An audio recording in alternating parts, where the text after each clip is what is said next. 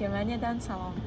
Men Germaniyada 7 yildan beri yashayman va bugun men nemis tilini Germaniyada bilish qanchalik muhimligi haqida gapirmoqchiman. Bugun menda tajriba bo'ldiki, poyezdda bitta shahardan ikkinchi shaharga bormoqchi edim va men пересадка qiladigan shaharimgacha borish kerak bo'lgan poyezd undan oldingi shaharda to'xtadi va keyingi shaharga пересадка qilishim kerak bo'lgan shaharga avtobusda borishimga to'g'ri keldi. Bu avtobus ham regularniy har doim yuradigan avtobus emas, balki kam o'sha poyezdlar masalan yurmay qolgan paytda o'rniga qo'yiladigan avtobus ekan va bu avtobusni kutishimga ham to'g'ri keldi, chunki uni o'zini keladigan soatlari ham yo'q.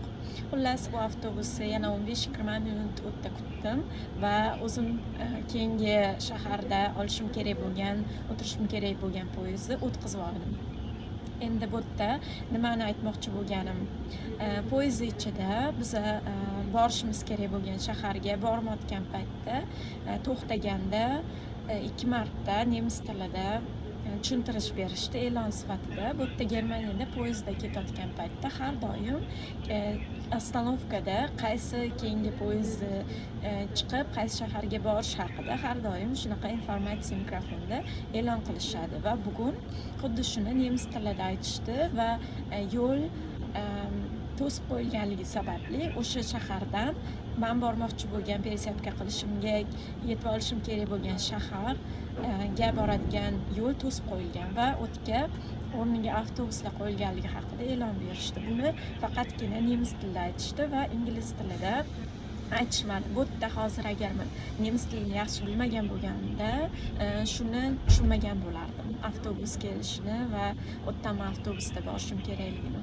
Xullas, shuning uchun ham nemis tilini shunaqa vaziyatlarda muhim. Bu degani har doim poyezdga chiqqan paytda faqat nemis tilida e'lonlarni o'qishadi degani emas. Ko'pchilik boshqa yo'nalishlarda, masalan, katta shaharlarda to'xtagan paytda nemis va ingliz tillarida e'lonni o'qishadi. Masalan, yetib kelgan shahardan qaysi poyezd boshqa shaharlarga borishini e'lon qilishadi.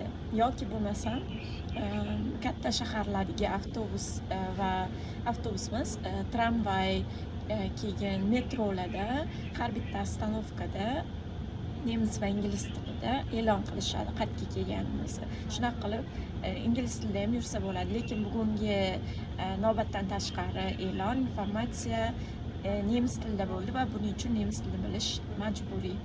Xullas, shunaqa hayotda shunaqa vaziyatlar bo'lgan paytda Germaniyada nemis tilini bilish juda ham ko'p yordam beradi va ingliz tilida yashayotganlarga ozgina qiyinchilik tug'diradi.